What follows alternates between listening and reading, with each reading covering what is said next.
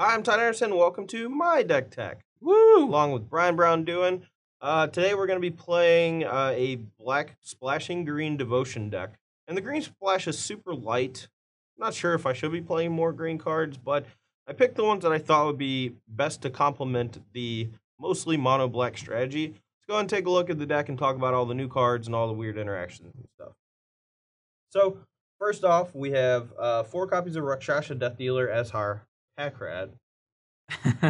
It's not pack rat. It's not even close. It's kind of embarrassing. It's more like Putrid Leech than pack rat. Yeah, and I'm not actually sure if this deck wants a green. I'm not gonna sugarcoat it for you guys because honestly, green just felt like it was easy because it had Lenore Waste. Like it could be white, but I don't even know what white cards I want to play. There aren't a ton of like good only black white cards, and Rakshasa seemed like a pretty good 2-drop both against control.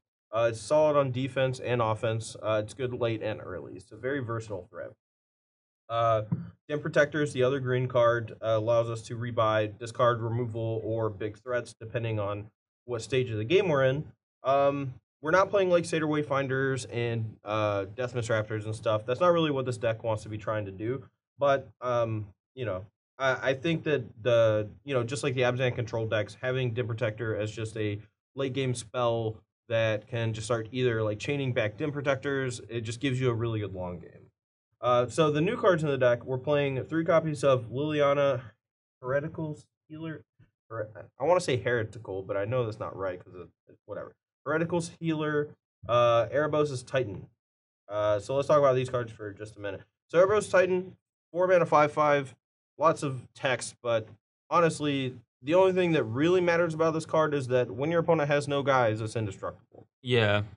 So your opponent can never take the turn off of playing a creature to try to kill it. And so if you time it, like, for example, if your opponent, let's say your opponent plays Anafenza the Foremost on turn 3, you downfall it, untap, play Erebos' Titan.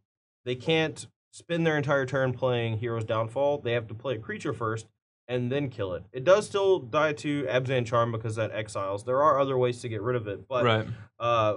If you're able to remove all your opponent's creatures from play, Erebos Titan is going to be indestructible, which is pretty huge. Yeah, the other ability too is like not like that highly impactful, but it definitely can come up. Like there are things like Deathmiss Raptor, Delve, other things where Even creatures Haven of the Spirit Dragon triggers it too. Yeah, just there's a lot of ways that people are pulling creatures out of the graveyard to allow you to discard a card to bring them back. Yeah, I was really, when I first saw this card spoiled or people talking about it, I was really hoping that it just came back into play. So it's just like this huge Punisher card for people trying to Deathmiss Raptor or Haven or whatever. Because honestly, like if your opponent's going end of turn Haven back, Dragon Lord Tarka, and then you cast Erebos Titan, like who cares? Yeah, they're just gonna kill your Erebos Titan. Yeah, it's really, but on the plus side, if they don't have any other guys in play, you can kill their Dragon Lord Tarka in response to the trigger, and it'll make your Titan indestructible, which is kind of cool. That is pretty sweet. Yeah, there's a lot of little things with Erebos Titan, but it's a very complex card with a lot of text that usually won't matter. The text that matters for this deck in particular is the 5/5 and the fact that it has 3 black in the mana cost, because we're trying to bring back Grey Merchant of Asphodel. This card has not been good since Nightveil Spectre and Pack Rat rotated, but I'm trying to hopefully change that, and I think a big Devotion boost could help. You know, we lost Desecration Demon. We lost, like, the heart of these Black Devotion decks when Return to Ravnica rotated, and the replacements haven't even felt remotely close, but I think Titan might just be, like, a good enough Desecration Demon replacement that it could make this deck good again. Yeah, I mean it does hit for a lot of damage too, and like your opponent's incentivized to not block it, so yeah, you're gonna deal like maybe 5 or 10 damage with that thing, put them like right into Grey Merchant range. Yeah, and also Whip of Erebos giving your Titan lifelink is pretty awesome. Not gonna lie. Next new card, we have 3 copies of Liliana Heretical Healer, and people kind of forget that the front side of this has lifelink, I think, and like the ability to just have a 2/3 for 3 with lifelink is pretty good against like mono red aggro. There are a couple different decks where if they start trying to attack you, you can just ignore them and attack and gain 2 life, and you know you can use your life total more as a resource than spending like every single turn trying to flip Liliana or just centering your entire game plan around it. It's kind of just this incidentally good card that if your opponent decides to kill your Erebos' Titan, you can even morph a Den Protector, and if they kill that, then you get to flip your Liliana. But the easiest way to flip it is Fleshbag Marauder. Now, this is basically just the same thing as Merciless Executioner. You could play one or the other. Personally, I just like the old art on Fleshbag Marauder. Yeah, it's one of the best arts of all time. Yeah, just this gross fat dude. It looks like the thing from Spawn that, oh god, what's his name? The dude, I can't remember his name, it's gonna kill me. Not Mario Lopez. That's a completely different person. John Leguizamo played this weird little fat clown from Spawn. It kind of looks like this. So anyone who remembers that hopefully you'll get a kick out of it. Anyway, rest of the removal spells: 4 Heroes Downfall, Bile Blight, 2 Ultimate Price, and 4 Thoughtseize. I felt like this deck might be a little soft to giant green creatures, so that's why we're playing Ultimate Price, or giant green and red creatures. Sorry, that's why we're playing 2 Price and 1 Bile Blight instead of the other way around. I felt like with Liliana Rakshasa's Death Dealer, we didn't really need to play like a ton of Bile Blights because I think we have a good defense against Hordeling Outburst and the red creatures out of that deck. Mana base, pretty straightforward. 12 dual lands, 4 Jungle Hollows, probably too many, but I didn't want to play a ton of forests, and I still wanted to make sure I had enough green for Rakshasa. We could potentially play like another forest and another Urborg and cut 2 of the swamps. But the draws that feature like Forest are horrible, and the draws that feature Urborg X2 are also horrible. So yeah. Anyway, guys, that's the main deck for Black Green Devotion. Let's go and take a look at the sideboard. Okay, so we're here for the sideboard, and as you can see, we really hate red decks. I expect a lot of goblins, similar to what Brian thought when he decided to play 3 Surge of Righteousness in his sideboard. Very similar cards, Freakus Cure and Surge of Righteousness against those kind of decks. Cure is going to be pretty good against any sort of mono strategy, but it can also come in matchups where your opponent just has a ton of small creatures.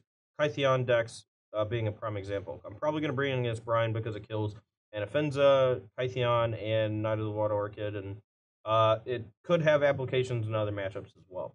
Our sweeper of choice, we're playing Languish instead of Drown in Sorrow just because it's new. I want to try it. Yeah. I think both are pretty good. Drown in Sorrow kills just about as many creatures in our deck as Languish does, the only exception being Grey Merchant, I believe, because or I guess Liliana as well, so maybe that is a consideration. I think Languish is going to be a very powerful card in Standard, and it really just needs a home. I think there might be a Siege Rhino, Reaper of the Wilds deck. Are there any 3 mana creatures that have 5 toughness randomly in black or green or? I don't think there's anything that's effective that does. Sure. But I mean, if maybe someone can find the sleeper card, but like a 3-drop creature that wouldn't die into Languish seems like an insane curve. Or maybe just some sort of 3-drop permanent, would be good too. I can't really think of much off the top of my head. One sweet thing with Languish is you can attack if you attack your Erebos' Titan into a creature and they block, and then you Languish afterwards. If it kills all of their creatures, your Erebos' Titan becomes indestructible and doesn't die. Oh, that's kind of cool. Yeah. Yeah, I didn't think about that. All right. Yeah.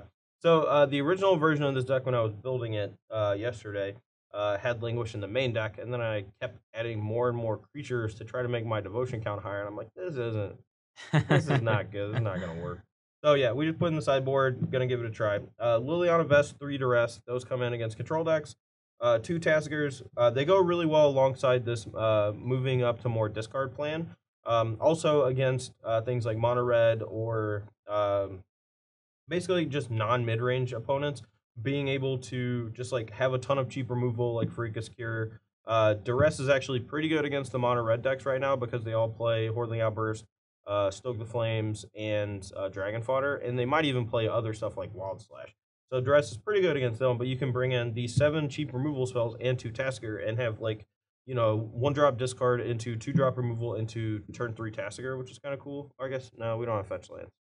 Ignore that. Yeah, I mean you can play a cheap Tasker.